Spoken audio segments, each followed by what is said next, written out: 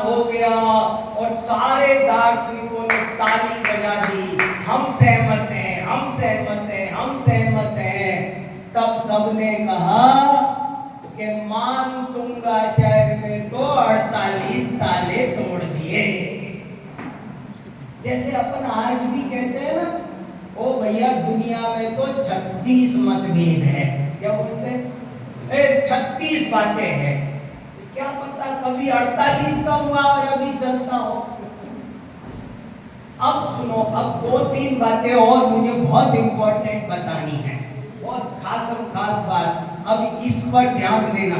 मैंने एक लेख 1 पेज का भी लिखा है, वो भी आप पढ़ना।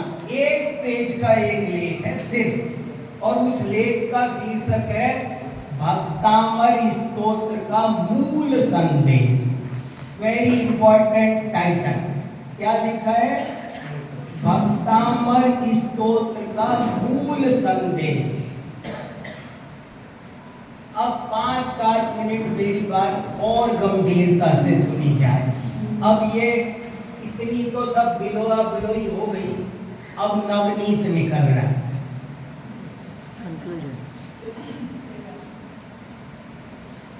भक्तामर स्तोत्र का मूल संदेश ये है, तत्व ज्ञान की प्राप्ति आज भी सरलता से हो सकती है। आप मूल बात पर ध्यान दो, उत्तर बातों में मत उलझो। ऐसी मैं प्राकृत में गाथा भी सुना सकता हूँ आचार्यों की, पर अभी समय नहीं है। ज्यादातर गलती ये होती है कि हम मूल मुद्दे की बात पर ध्यान नहीं देते और उत्तरवर्ती बातों पर, फालतू की बातों पर, अप्रयोजनभूत बातों पर सारी जिंदगी लड़ते झगड़ते उलझते रहते हैं। भक्तामर स्तोत्र का पहला मैसेज क्या मैसेज है कि भगवान कैसे होते हैं। तो बोले देखो, तुम नाम पर मत जाओ, इसमें किसी नाम पर नहीं गए, तुम लड़ो मत, ये तुम नाम उसका कुछ भी करो। इसीलिए मैंने मंगलाचरण में वो श्लोक चुना, त्वाम अव्ययम विभुम अचिन्त्यमसन्। वो भगवान कैसा है? त्वाम अव्ययम विभुम अचिन्त्यमसन्ख्यमाद्यम ब्रह्माण्डमीश्वरम अनंत मनंग केतुम योगीश्वरम विदित योग मनेकमेकम। एक है कि अनेक। बोले तुम सब चीजों को स्यादवाद से समझ लेना, लेकिन मूल मुद्दा मत छोड़ना। और मूल मुद्दा क्या है? आप मेरे कहने से अब इस दृष्टि से भी देखना, आपको पता चलेगा कि ये भक्तामर स्तोत्र में जो शुरू के 15 श्लोक हैं वो ये बताते हैं कि भगवान वीतराग हैं। बाद में 16 नंबर से शुरू होते हैं 30 तक, वो ये बताते हैं कि भगवान सर्वज्ञ है। उसके बाद शुरू होते हैं 15 श्लोक ये बताते हैं कि भगवान हितोपदेशी है। ध्यान देना, शुरू में सब जगह आ रही है नान्यत्र तोषमुपयाति जनस, माने हरिहर आदि नीतम मनागपि मनो न विकार मार्गम। ये क्या है? ये उनकी वीतरागता का चित्रण है। फिर 16 से शुरू हो गया दीपो पर तमस। ये दीप क्या आ गया? ये क्या दीप आ गया? हे भगवान आप दीप, ये सर्वज्ञता का स्वरूप आ गया। नित्योदयम दलितमो महांधकार, क्या है ये? ये उनके सर्व गम्यम न राहु वदनस्य न, ये क्या है? प्रज्ञानम यथा त्वयि विभाति कृतावकाशम, ये क्या है? ये सर्वज्ञता का चित्रण है। उसमें अब कितनों को दिखता है, पढ़ लेते धड़ाधड़ धड़ाधड़। अब फिर देखो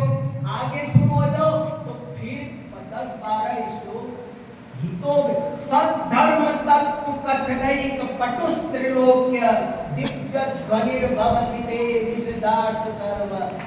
ऐसे इस श्लोक की मेरे को पहले श्लोक जो सुनाया था उसकी एक लाइन बहुत अच्छी लगती है, ज्ञान स्वरूप ममलम प्रवदन्ति संतः।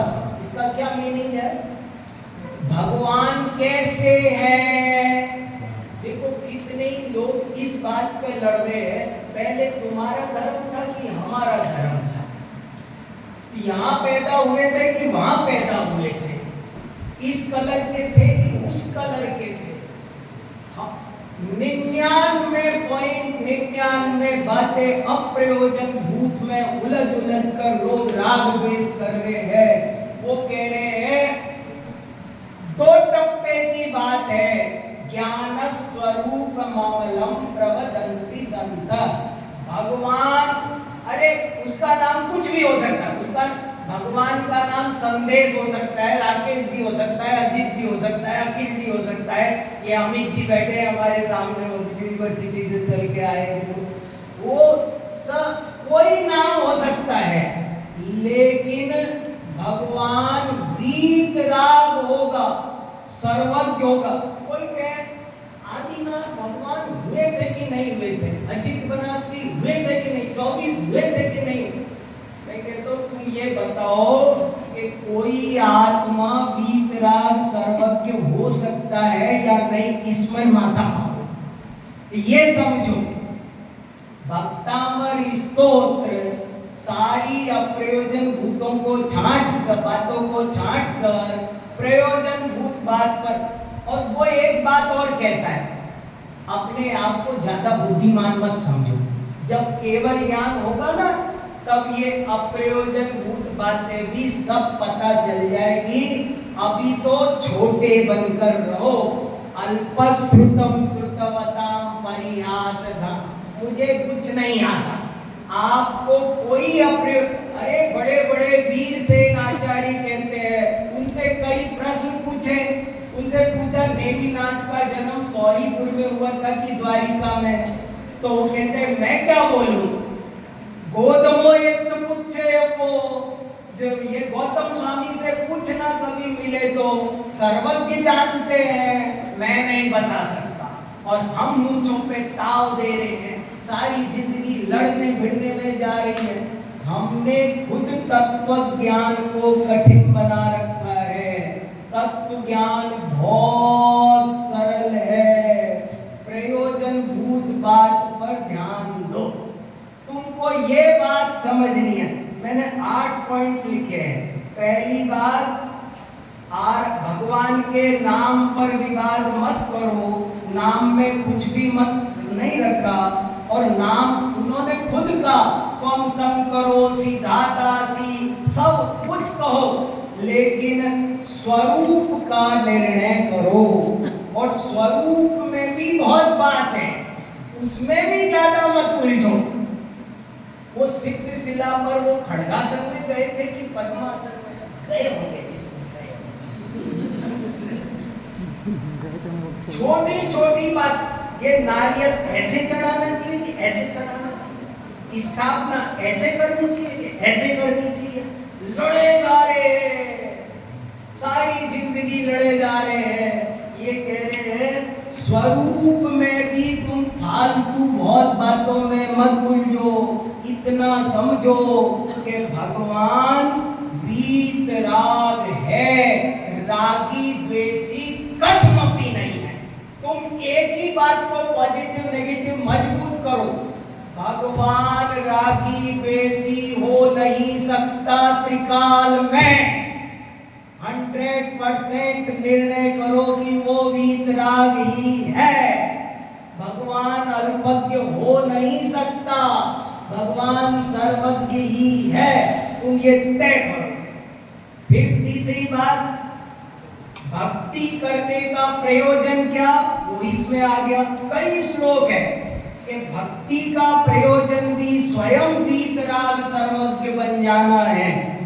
तुल्या भवन्ति भवतो ननु तेन किम वा, भगवान की भक्ति करके क्या करना है, जिंदगी भर उनके दास बने रहना नहीं है। या कोई भोगों की प्राप्ति प्रयोजन नहीं है।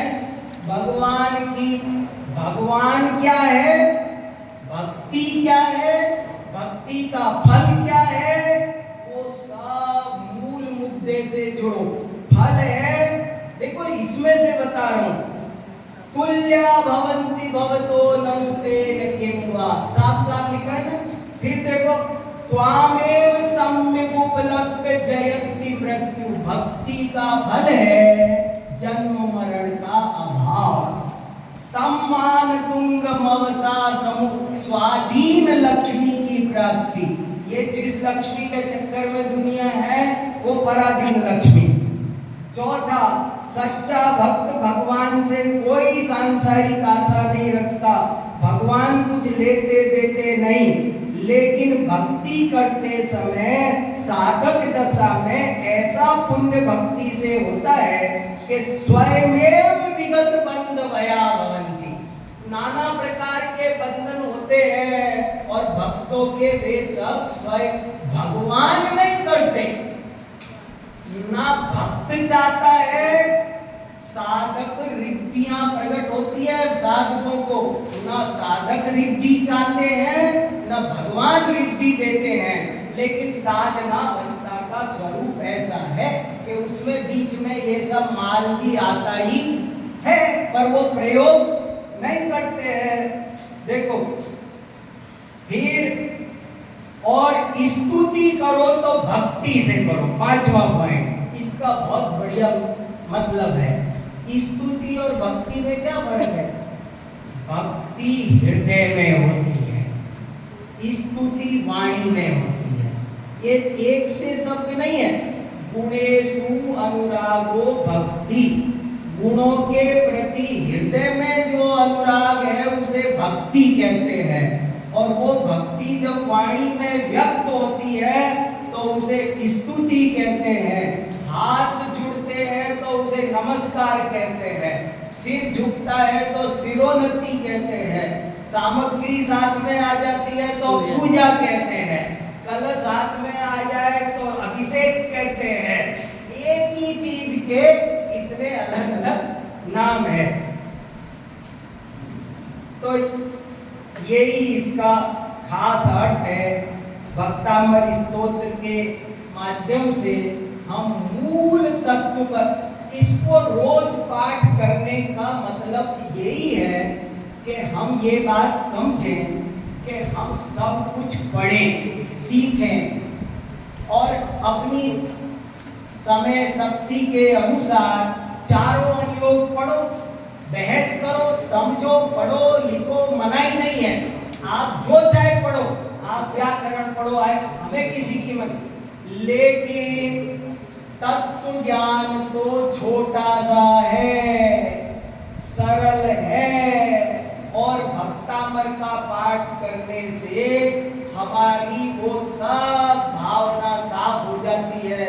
हम इधर उधर जो अप्रयोजनभूत विषयों में उलझे हुए हैं उनसे बचकर फालतू के विवाद राग द्वेष बढ़ाते हैं, जबकि एक ही बात को कहने के अनेक तरीके होते हैं। वस्तु अनंत धर्मात्मक होती है, उसे कहने वाला कभी इधर से कहता है, कभी इधर से कहता है। तुम उसमें ज्यादा मत उलझो, जो बात जिस अपेक्षा से कही गई है उसे समझकर ये मनुष्य भाव जो बिजली की चमक जैसा है, बहुत कीमती है, इसमें मूल तत्व ज्ञान प्राप्त कर लो। अपने को बड़ा पंडित समझकर हर बात आज ही समझ में आ जाएगी और मुझे ही आई है, बाकी सब गलत समझ रहे हैं, ऐसा सोचना बंद करो। यही भक्तामर स्तोत्र का मूल